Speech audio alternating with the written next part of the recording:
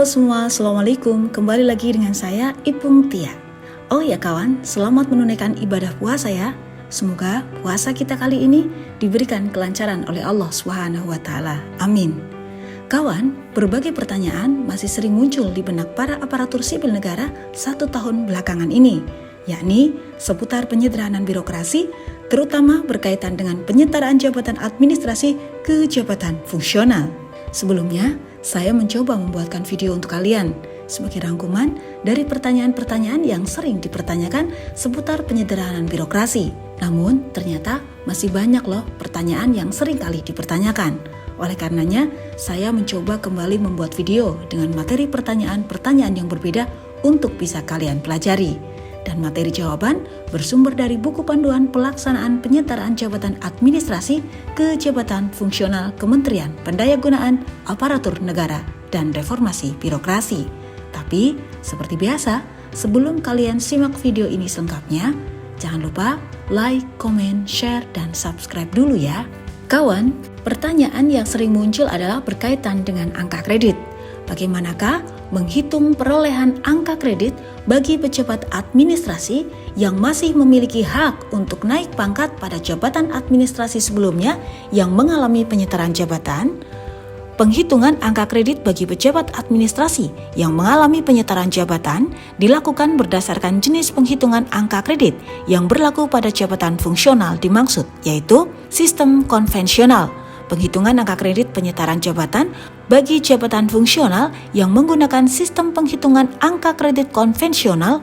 Angka kredit merupakan akumulasi dari nilai pendidikan dan kepangkatan-kepangkatan sebelum dan angka kredit persentase penyetaraan jabatan ditetapkan dengan rumus sebagai berikut. Persentase perolehan angka kredit dikalikan dengan angka kredit kumulatif kenaikan pangkat jenjang jabatan yang diduduki ditambah jumlah angka kredit kumulatif kepangkatan sebelumnya pada jenjang yang diduduki dan jenjang sebelumnya. Sebagai contoh, pengawas dengan pangkat 3C dan masa kerja 2 tahun 6 bulan, maka penyetaraannya jenjang ahli muda dengan angka kredit kumulatif kenaikan pangkat 100. Masa kerja 2 tahun 6 bulan, persentase perolehan angka kredit adalah 50%. Nilai kepangkatan sebelumnya 3A pada jenjang ahli pertama sebesar 50, 3B pada jenjang ahli pertama 50, dan nilai kualifikasi pendidikan 100, sehingga penghitungan angka kreditnya adalah sebagai berikut.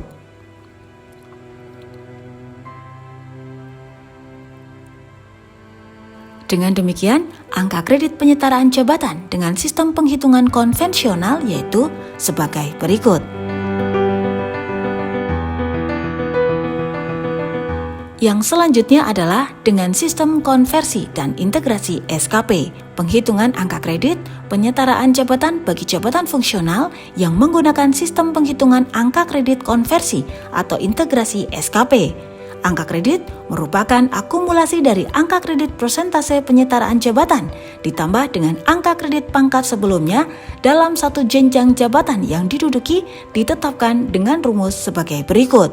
Persentase perolehan angka kredit dikalikan dengan angka kredit kumulatif kenaikan pangkat jenjang jabatan yang diduduki ditambah jumlah angka kredit kumulatif kepangkatan-kepangkatan sebelumnya pada jenjang yang diduduki. Sebagai contoh, pengawas dengan pangkat 3C dengan masa kerja 2 tahun 6 bulan, maka penyetaraan jenjang ahli muda angka kredit kumulatif kenaikan pangkat 100, masa kepangkatan 2 tahun 6 bulan, persentase AK adalah 50%, nilai kepangkatan sebelumnya 0 karena 3C adalah pangkat paling rendah pada jenjang ahli muda, sehingga perhitungan angka kreditnya adalah sebagai berikut. Dengan demikian, angka kredit penyetaraan jabatan dengan sistem penghitungan angka kredit konversi atau integrasi SKP yaitu sebagai berikut.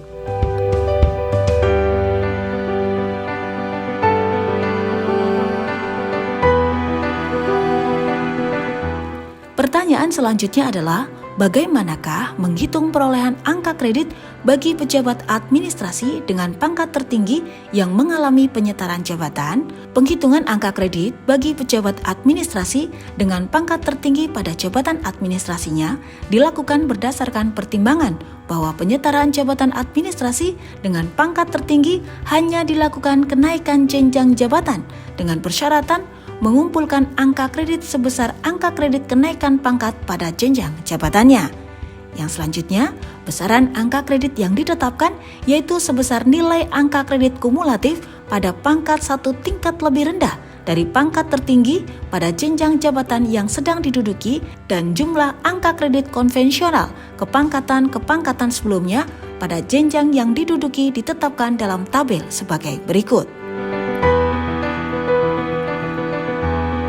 Pertanyaan berikutnya adalah, bagaimanakah menghitung perolehan angka kredit bagi pejabat administrasi dengan pangkat lebih rendah dari norma pangkat pada jenjang jabatan penyetaraannya? Angka kredit pejabat administrasi yang menduduki pangkat lebih rendah dari norma pangkat pada jenjang jabatan fungsionalnya diberikan sebagaimana ketentuan persentase angka kredit penyetaraan jabatan bagi pejabat administrasi dalam penyetaraan jabatan yang masih memiliki hak untuk naik pangkat pada jabatan administrasi sebelumnya dan sesuai jenjang jabatan fungsional yang sedang diduduki, yaitu sebagai berikut.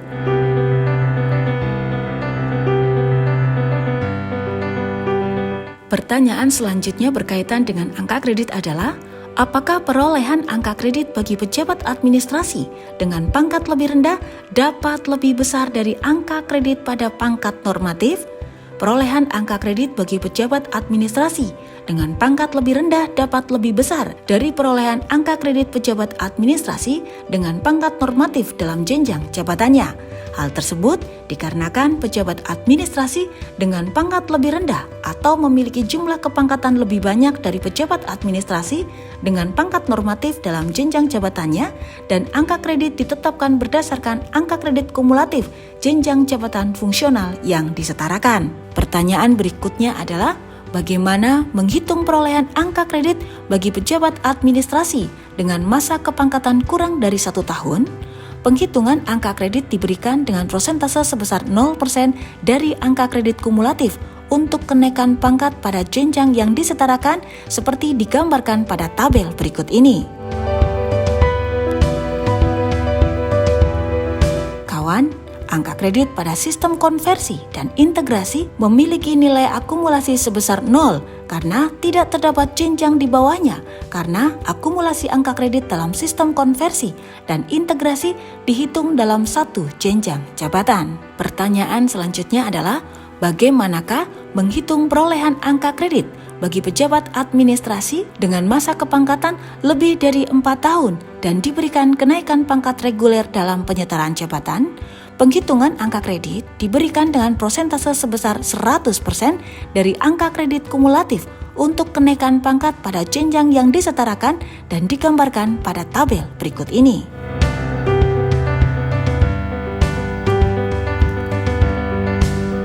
Pertanyaan yang sering juga kalian pertanyakan adalah berkaitan dengan pendidikan. Apakah pendidikan berpengaruh dalam penghitungan angka kredit penyetaraan jabatan? Pendidikan dalam penyetaraan jabatan ditetapkan dalam pendidikan jenjang S1 karena persyaratan untuk duduk dalam jabatan fungsional kategori keahlian minimal adalah S1 atau sarjana. Pendidikan tidak ditetapkan nilai dalam angka kredit bagi jabatan fungsional dengan penilaian berbasis konversi atau integrasi.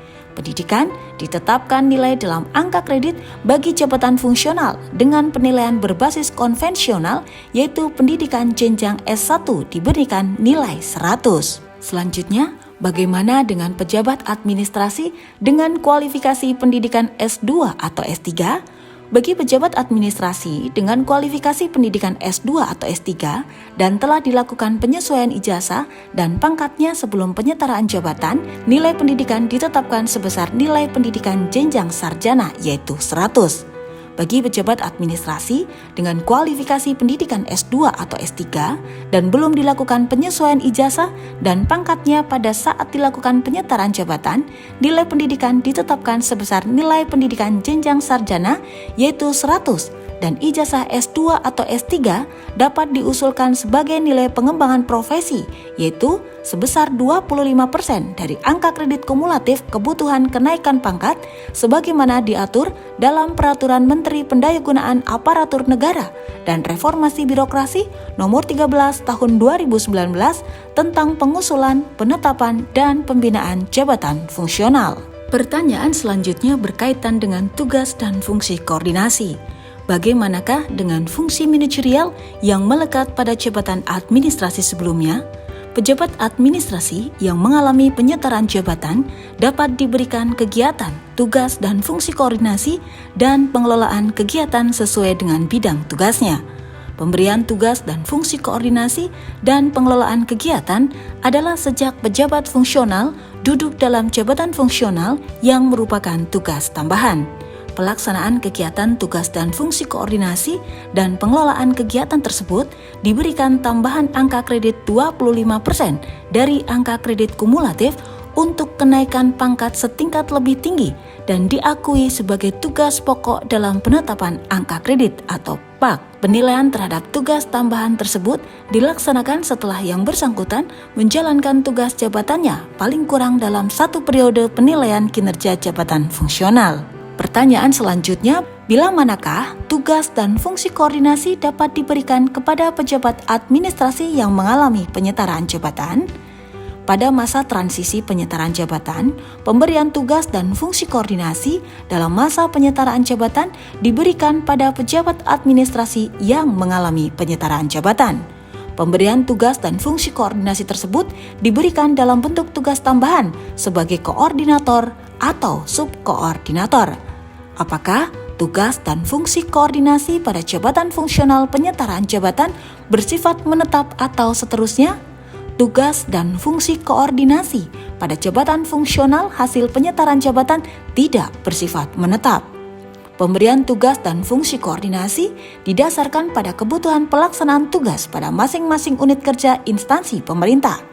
Pejabat fungsional hasil penyetaraan jabatan dapat tidak diberikan tugas dan fungsi koordinasi apabila dalam pelaksanaan tugasnya tidak dibutuhkan pelaksanaan fungsi. Pertanyaan selanjutnya berkaitan dengan formasi. Bagaimanakah penghitungan formasi dan peta jabatan fungsional bagi pejabat administrasi yang mengalami penyetaraan jabatan? Formasi dan peta jabatan fungsional ditetapkan berdasarkan jabatan administrasi yang disetarakan. Penghitungan formasi jabatan fungsional penyetaraan jabatan agar segera dilakukan setelah penyetaraan jabatan untuk penataan karir dan kebutuhan organisasi. Pertanyaan berikutnya seputar instansi pembina. Apakah penyetaraan jabatan perlu mendapat rekomendasi dari instansi pembina jabatan fungsional? Penyetaraan jabatan administrasi ke dalam jabatan fungsional dilakukan oleh pejabat pembina kepegawaian dan dikecualikan dari ketentuan mendapat rekomendasi dari instansi pembina. Selanjutnya, apakah pejabat administrasi yang mengikuti penyetaraan jabatan setelah dilantik dalam jabatan fungsionalnya harus mengikuti diklat fungsional kembali sesuai jenjangnya? Diklat fungsional dapat dilakukan setelah diangkat dan dilantik dalam jabatan fungsional sebagai pemenuhan kebutuhan pengembangan kompetensi. Dalam hal fungsional yang diduduki mensyaratkan sertifikasi kompetensi tertentu dan belum terpenuhi pada saat pengangkatan dan pelantikan, pejabat fungsional wajib mengikuti dan memiliki sertifikat pendidikan dan pelatihan terkait. Dan pertanyaan yang terakhir, dapatkah instansi pembina atau instansi pemerintah mengusulkan jabatan fungsional baru apabila dalam proses penyetaraan jabatan, instansi pembina atau instansi pemerintah dapat mengusulkan jabatan fungsional baru sesuai dengan ketentuan tata cara pengusulan dan penetapan jabatan fungsional sebagaimana diatur dalam Peraturan Menpan RB Nomor 13 Tahun 2019 tentang pengusulan, penetapan, dan pembinaan jabatan fungsional apabila jabatan fungsional yang telah ditetapkan tidak dapat mengakomodir tugas dan fungsi jabatan administrasi atau kedudukannya bersifat tertutup dan tertentu. Instansi pemerintah yang dapat mengusulkan jabatan fungsional adalah kementerian, lembaga pemerintah non-kementerian, kesekretariatan lembaga negara, dan kesekretariatan lembaga non-struktural yang memiliki dan melaksanakan tugas dan fungsi pembinaan sesuai bidang tugas JF. Instansi pemerintah, dalam hal ini instansi daerah, dapat mengusulkan jabatan fungsional melalui kementerian, lembaga pemerintah non-kementerian, kesekretariatan lembaga negara, dan kesekretariatan lembaga non-struktural yang memiliki dan melaksanakan tugas dan fungsi pembinaan sesuai bidang tugas jabatan fungsional terkait. Demikian informasi yang bisa saya bagikan untuk kalian. Semoga informasi ini bermanfaat untuk kalian dan teruslah menjadi manusia yang bermanfaat bagi orang-orang di sekitar kalian. Tidak lupa, bekerjalah dengan bahagia. Karena bekerja dengan bahagia akan memudahkan setiap penyelesaian tugas kita. Saya Ipung Tia mengucapkan terima kasih karena kalian masih bersedia menonton video ini hingga akhir. Tidak lupa, tonton terus video saya berikutnya ya.